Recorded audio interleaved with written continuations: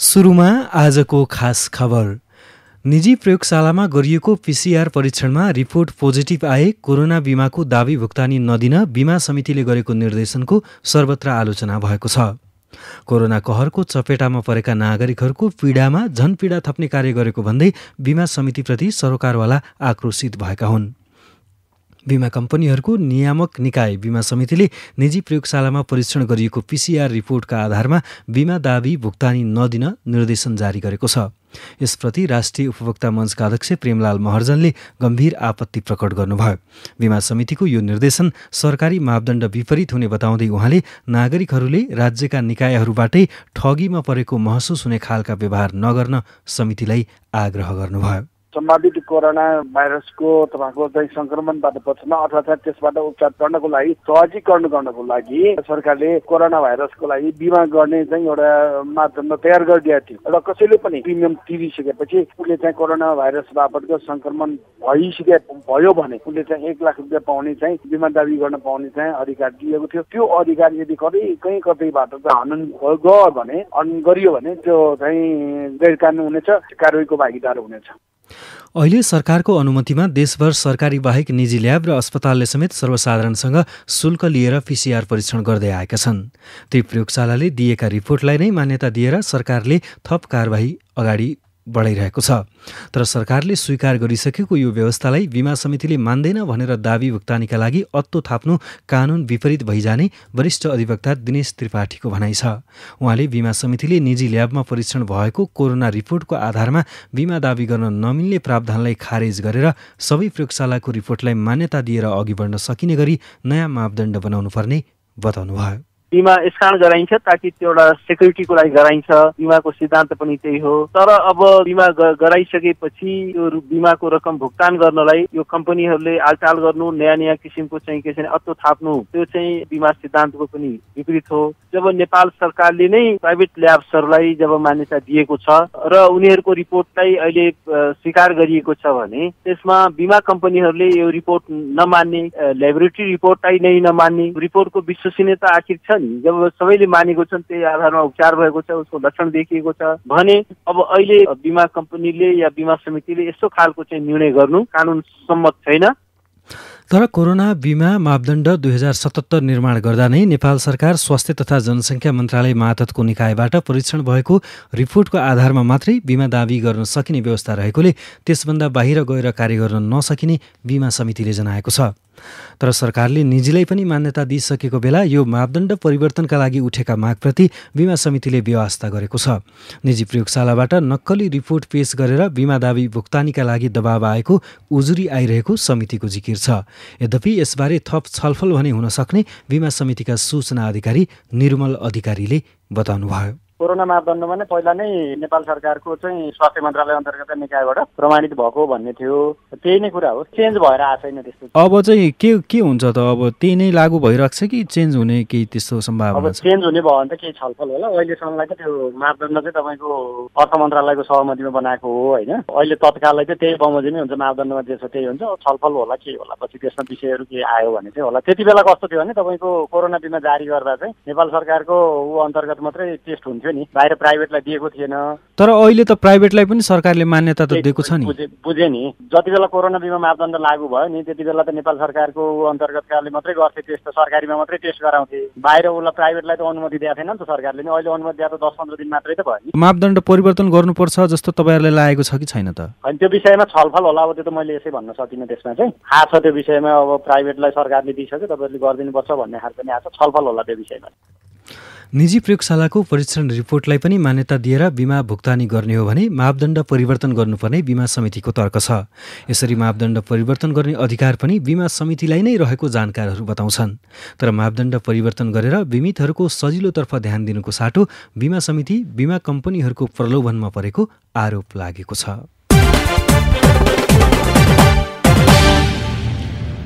नेपाली खबरमा अब आज दिनभरका प्रमुख खबर संक्षेप, साथमा खबर सहयात्री गोमा परियार।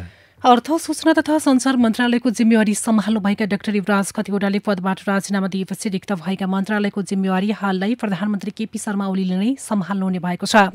उहाँले दिएको राजीनामाको जानकारी र मन्त्रालयको जिम्मेवारीमा गरिएको हेरफेरको जानकारी केही बेरअघि राष्ट्रपति विद्यादेवी भण्डारीलाई दिएको थियो। सोही अनुसार राष्ट्रपति भण्डारीबाट मन्त्रालयको जिम्मेवारीमा भएको हेरफेरलाई स्वीकृत गरिएको छ। डाक्टर खतिवड़ाले दिएको राजीनामाबारे राष्ट्रपतिलाई जानकारी दिन मुख्य सचिव लोकदर्शन रेग्मी शीतल निवास पुग्नु भएको थियो। यसैबीच प्रधानमन्त्री ओलीले मन्त्रीमण्डल हेरफेर नहुने भन्दै ढुक्क भएर काम गर्न मन्त्रीहरूलाई आश्वासन दिनुभएको छ। आजको मन्त्री परिषद बैठकमा उहाँले मन्त्री परिषद पुनर्गठन आफूहरू विरुद्ध गरिएको प्रचार मात्र भएको स्पष्ट पार्नुभयो।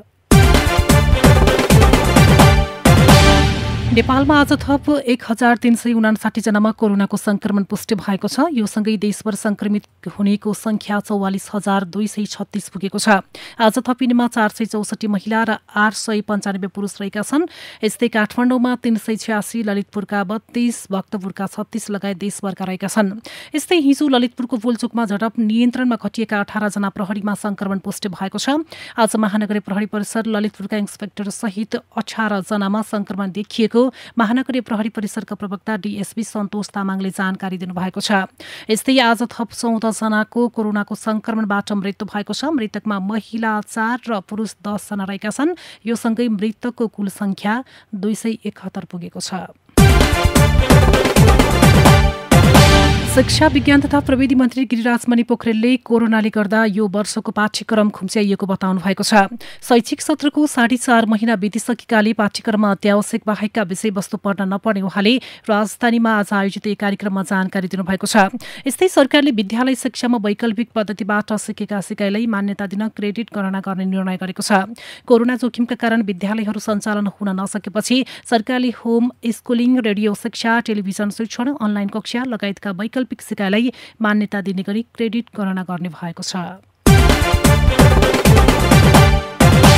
जिल्ला प्रशासन कार्यालय काठमाडौँले होम डेलिभरी सेवा सञ्चालन सम्बन्धी मापदण्ड कार्यान्वयनमा ल्याएको छ। यससँगै आजदेखि घर दैलो सेवा समेत सञ्चालनमा आएको छ। सेवा सञ्चालन गर्दा तोकिएको मापदण्ड लागू नभएमा कडा कारबाही हुने प्रशासनले चेतावनी दिएको छ। घर दैलो सेवाको आजदेखि नै अनुगमन सुरुवात भइसकेको प्रमुख जिल्ला अधिकारी जनकराज दाहालले जानकारी दिनुभयो। लामो समयदेखि रोकिएको रातो मच्छेन्द्रनाथ रथयात्राको आज क्षमा पूजा भएको छ। कोरोना संक्रमणको जोखिमका कारण लामो समयदेखि रोकिएको मच्छेन्द्रनाथ रथयात्राको आज क्षमा पूजा 9:30 गरिएको हो। 4 महिना लामो लकडाउन र भदौ 3 गतेबाट जारी निषेधाज्ञाका कारण रथयात्रा हुन सकेको छैन। कोरोना संक्रमणको जोखिमका कारण भीडभाड नगर्न सरकारले आग्रह गर्दै आएको छ। रथयात्रा गर्न पाउनुपर्ने भन्दै स्थानीय युवाहरूले निषेधाज्ञा तोडेपछि हिजो प्रहरीसँग झडप भएको थियो। आज ललितपुरमा कर्फ्यू समेत लगाइएको छ। यस्तै ट्राफिक प्रहरी जवान कमल प्रसाद घिमिरेमाथि कुटपिट गरेको आरोपमा पक्राउ परेका 9 जनालाई प्रहरीले 4 वटा मुद्दामा अनुसन्धान थालेको छ। महानगरीय प्रहरी परिसर ललितपुरका अनुसार पक्राउ परेका 9 जनालाई हिरासतमा लिई विभिन्न मुद्दामा अनुसन्धान थालिएको छ। संक्रामक रोग ऐन 2020, कुटपिट स्थानीय प्रशासन ऐन 2028 र सार्वजनिक शान्ति विरुद्धको कसुरमा उनीहरू विरुद्ध अनुसन्धान भइरहेको छ। यसैबीच विवादमा ढुङ्गा हान्ने युट्युबर पक्राउ परेका छन्। उनलाई महानगरीय अपराध महाशाखाले इमाडोलबाट पक्राउ गरेको महाशाखा प्रमुख दीपक थापाले जानकारी दिनुभयो। कतारको दोहाबाट आज 142 नेपाली स्वदेश फर्किएका छन्। कोभिड-19बाट सिर्जित असहज परिस्थितिमा तत्काल नेपाल फर्कन पर्ने अवस्थाका नेपालीहरू दूतावासको समन्वयमा स्वदेश फर्किएका हुन्। यस्तै नेपाल सरकारले अन्तर्राष्ट्रिय उडान पुनः सञ्चालन गर्ने निर्णय गरेपछि हिमालय एयरलाइन्सले सहजै पीसीआर उपलब्ध गन्तव्यहरू क्वालालम्पुर र आबु धाबीको उडानहरू सञ्चालन गर्न अनुमति प्राप्त गरेको छ। यसैबीच बहराइनबाट बिदामा नेपाल फर्किएका नेपाली पुनः बहराइन फर्कन पाउने भएका छन्। धेरै नेपाली बिदामा बहराइनबाट नेपाल फर्किएका बेला कोरोनाका कारण अन्तर्राष्ट्रिय हवाई उडान स्थगित भएका कारण उनीहरू नेपालमै रोकिएका हुन्। जिल्ला प्रशासन कार्यालय चितवनले भदौ 31 सम्मका लागि निषेधाज्ञा थप गरेको छ। प्रशासनले आज एक सूचना जारी गर्दै बिहान 7 बजेदेखि 4 बजेसम्म बजार खोल्न सकिने बताएको छ। यसअघि बिहान 5 बजेदेखि 8 बजेसम्म र बेलुका 5 देखि दैनिक उपभोग्य सामानका पसलहरू खोल्दै आएकोमा यसलाई कुकुलो गरी परिमार्जन गरिएको छ। आज राति 12 बजेदेखि दोस्रो थप गरिएको लकडाउनको समय सकिँदैछ।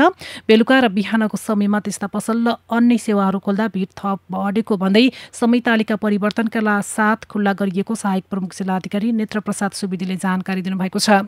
यस्तै लकडाउनले मात्र समस्याको समाधान नहुने भन्दै दाङका व्यवसायीहरूले यसको मोडालिटी परिवर्तन गर्न माग गरेका छन्। लामो समयदेखि लकडाउन भए पनि समस्या समाधान नभएको भन्दै दाङका व्यवसायीहरूले यस्तो माग गरेका हुन्। विश्व बैंकले नेपाललाई 1 अर्ब 27 करोड रुपैयाँ बराबरको अनुदान सहायता उपलब्ध गराएको छ। अनुदान सहायता उपलब्ध गराउने सम्बन्धमा आज हस्ताक्षर भएको छ। विद्यालय क्षेत्र विकास कार्यक्रममा खर्च गर्ने गरी विश्व बैंकबाट यो सहायता उपलब्ध भएको हो। कोरोना महामारीको सङ्कटका बीच आधारभूत शिक्षामा पहुँच कायम राख्न र बालबालिकाको सिकाइमा निरन्तरता दिन यो सहायताले मद्दत गर्ने विश्व बैंकले जनाएको छ। विश्व बैंक समूह अन्तर्गतको अन्तर्राष्ट्रिय विकास सङ्घ आइडिएबाट यो सहायता उपलब्ध हुन लागेको जनाइएको छ। विश्वभर कोरोनाबाट 2,65,47,419 जना संक्रमित भएका छन् भने 8,74,424 जनाको मृत्यु भइसकेको छ। यस्तै 1,87,32,160 जना निको भएर घर फर्किएका छन्। कोरोनाबाट सबैभन्दा बढी प्रभावित अमेरिका र ब्राजिल बनेका छन्। र चेन्नई सुपर किङ्सका स्पिनर हरभजन सिंहले यस वर्षको आइपिएल गुमाउने भएका छन्। आइपिएल नजिकै गर्दा चेन्नईका बलर सिंहले आफू आइपिएलमा सहभागिता जनाउन नसक्ने जनाएका छन्। 40 वर्षीय स्पिनरले व्यक्तिगत कारण देखाएर टिमलाई आइपिएल खेल्न असमर्थ भएको जानकारी दिएको क्रिक इन्फोले जनाएको छ।